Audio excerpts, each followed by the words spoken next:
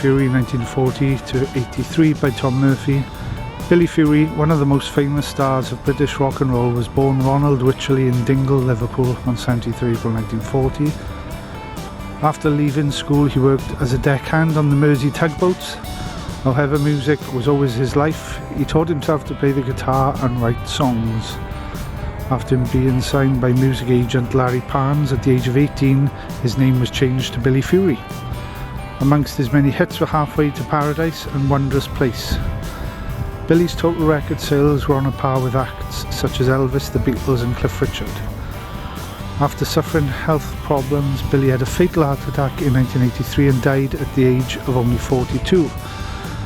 This statue, made by Liverpool sculptor Tom Murphy in 2003, was very kindly donated to National Museums Liverpool by the Sound of Fury fan club as a lasting tribute to Billy, one of Liverpool's greatest stars. You can see and hear more about Billy in the Museum of Liverpool's Wondrous Place Gallery.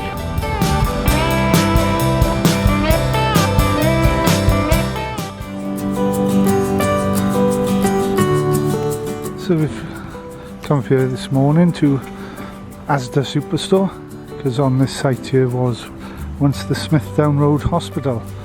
The original Victorian building here was built in 1859, and it was the Toxteth Workhouse.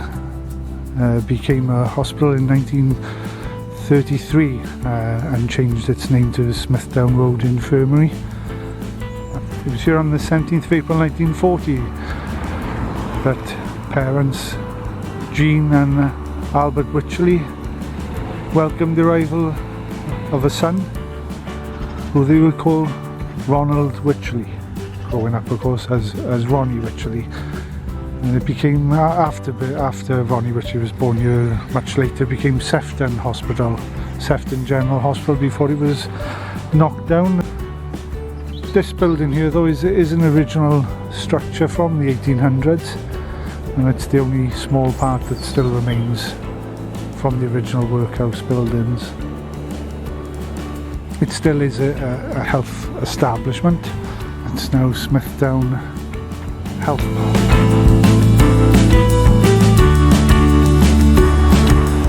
This area here is going to be a bit loud with the traffic. This area here of Toxteth, or the Dingle, some call it the Holy Land because all the streets down there on the right hand side are all prophets, and there's quite a few places around this area that are relative to Billy Fury. When Wycherleys brought their young Ronnie home back here to Toxteth, the first home they lived in was on Sefton Square, which would have been just about opposite where we are now. They came home, they felt quite safe, although the war was on. It was obviously April 1940, the war had started in September 39, and that's when they called it the Phony War, because nothing seemed to be happening or affecting Britain. The docks are just a mile or so down in that direction. Children had initially been moved from this area out into the countryside, but when nothing had happened, they all moved back. So it stayed relatively safe while they brought him home until August of that year that young Ronnie was born in 1940, when the first bombs fell on Liverpool, and it was a sustained blitz on the city right up to Christmas of that year. There was a little bit of a lull after Christmas, but it started again in earnest in May of 1941. Liverpool, like many British cities, suffered heavily during the Blitz. In 42, young Ronnie's father moved down to London, to North London, where he was servicing anti-aircraft guns, and the family moved down to be closer to him. From there they moved to Prestatyn for a while, and that's where Ronnie's younger brother Albie was born, before homesickness brought them back here to Liverpool, and just round the corner from where they had originally lived, there on Sefton Square. So if you just go down to the end, just come down to the end here, this building on the left is the Tesco building.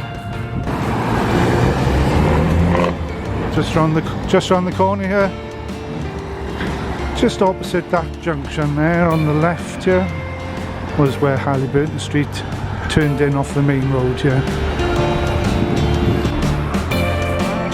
So the Halyburton Street was across from the shops here on the side. That's Beresford Road, the next one there. It wasn't quite opposite that, it was just down a bit. So Billy Fury lived on aisle 20, fruit and veg. Somewhere up there, Halyburton Street went off the junction here up that way and lived at number 34. Yeah, so there's a Tesco now where Halyburton Street once stood, and there's an Asda where the hospital where Billy Fury was born. There's an Asda where he lived. So next we're going to go to Sainsbury's where he went to school. No, just kidding.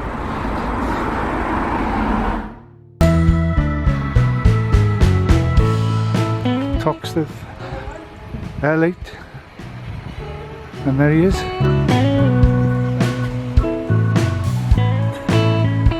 Billy Fury. So,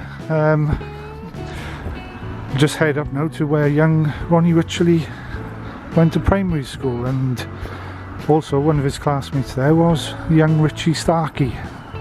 So that's the first Liverpool link of Billy Fury and the Beatles. There's a few things they have in common and a few times when the paths crossed. So the first one was here at St Silas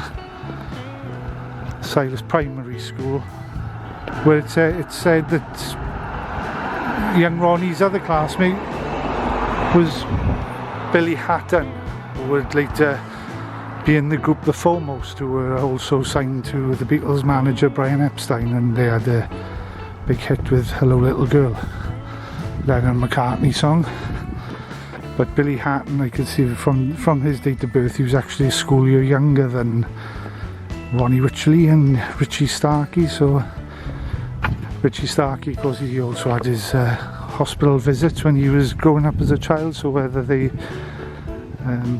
in Spencer Lee's book it says they were classmates, so whether Ronnie and Richie were put back a year because of the school they missed, I don't know, but Billy Hatton was certainly a school year younger than the other two.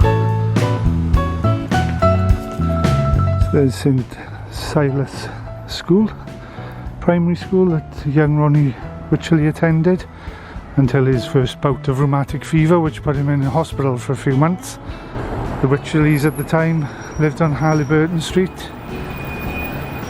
which is just about half a mile or so down the end of the road there. And of course one of his classmates was Richie Starkey, or future Ringo Starr, who lived at Admiral Grove, which was, just see the pub there, that's where Admiral Grove was, just to the side there. Ronnie Wycherley attended here as a youngster, and as I say, that was his first bout of rheumatic fever and his first stay in the Alder Hey Hospital. When they attended school here, it wasn't this new building, it was an old Victorian style building with the church, St Silas Church, attached. Not sure when that was actually pulled down, in the 60s I believe, late 60s maybe, and this new school was put in its place. Ronnie Wycherley failed his 11 plus that all children had to go through back in those days. He ended up going to Wellington Road Secondary Modern, just round the corner from where the Wycherleys were living on Halyburton Street.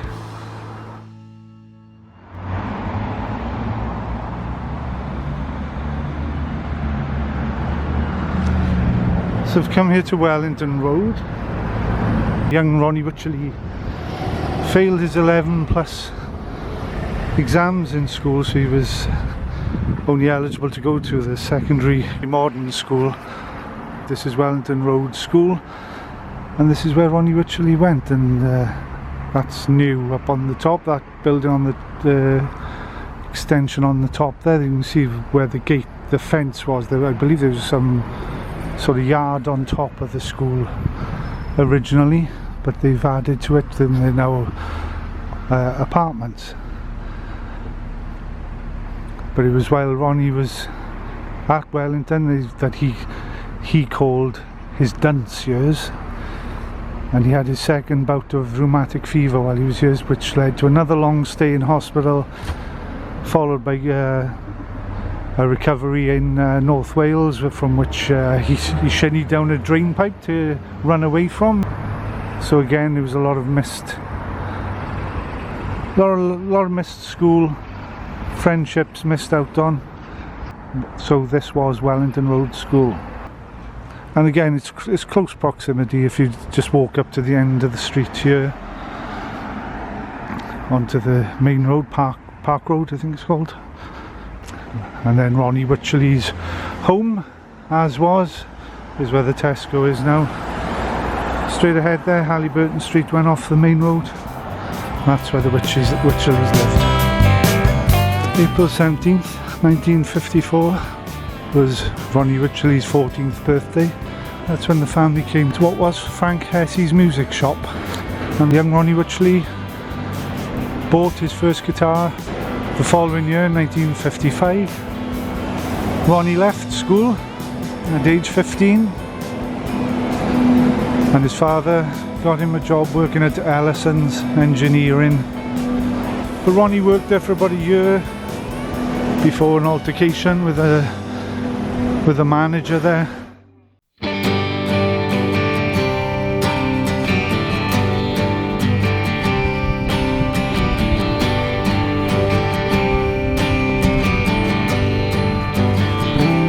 So here alongside the River Mersey, and this is one of the places that young Ronnie Wycherley worked after leaving Ellison's Engineering, which I couldn't find much about that apart from one address. It said Sefton Square, but Sefton Square was a short little road where the Wycherleys originally lived when young Ronnie was born, but apart from that I can't find anything. But following his sacking from Ellison's Engineering, Ronnie's father got him a job on the tugboats and out here on the River Mersey. Curiously, the first tugboat he worked on was called the Formby, and while looking up things to do this little video, I found that the Formby actually ended up in my hometown in the Swansea Docks area, and there's a few pictures there on swanseadocks.co.uk. The Formby tugboat here on the Mersey was actually the second one. The first one was built in 1905 I think, and decommissioned in 1951 when the second Formby was built, and the one that Ronnie Wycherley worked on. But it ended up in Swansea Docks for a while before in 1969 being sent out to Italy. But that's just me, little curious fact there, a link with my hometown. Ronnie Wycherley enjoyed his time on that first tugboat, and the rest of the crew were musicians, and they had their own little group that they called the Formby Sniffle Group, and they had a few performed around the cafes and clubs around the docks area here in Liverpool, where that's probably around the time that Ronnie Wycherley adopted his preferred stage name of Steen Wade. Of course, that didn't fly with Larry Parnes further down the line, but that was Ronnie Wycherley's original favoured stage name, Steen Wade. After a while working on the Formby, Ronnie was switched over to another tugboat, which was a lot less pleasant experience, and like Ellison's, he found himself sacked for a second time after an altercation with the captain of that tugboat. And that's when Ronnie went and got a job in the Joshua Harris department store up on London Road in 1957.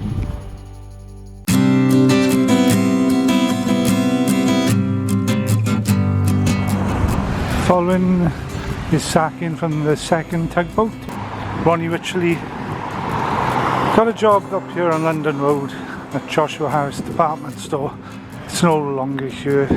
It's very limited information as to actually where it was. I'd like to think it was here because the only address I can find is 176 to 180 London Road, and currently occupying that current location is a Lidl store, so that would just be right for another food supermarket to be on an old Billy Fury site. But another website or map puts its location on the corner of Norton Street and London Road, which will put Joshua Harris on one of these corners here. This is where Norton Road and London Road intersect. I just came looking for the location, or in the whereabouts of the location, because while Ronnie was working with Joshua Harris, he became infatuated with a lady named Margot King. And Margot King didn't reciprocate young Ronnie's affection, but she was the subject of a song he wrote, which became his second release in 1959 and reached the top 30, called Margot. Just coming down this busy street just to the northeast of the city centre of Liverpool, which is straight on down ahead. This is Kensington. There's another link that Billy Fury shares with the Beatles. Just down a bit here. And here it is, number 38 Kensington.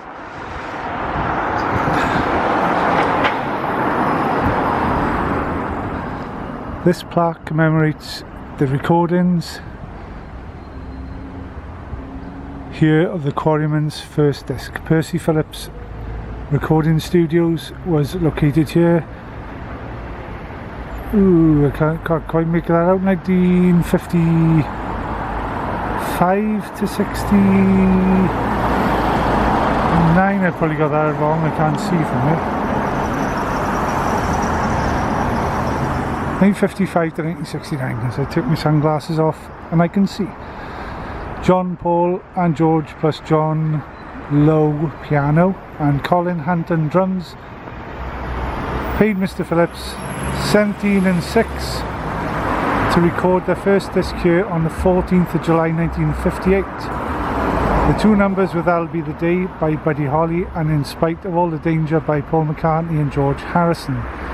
In 1960 they became the Beatles. The plaque unveiled by Mr. Billy Butler, 26th of August 2005.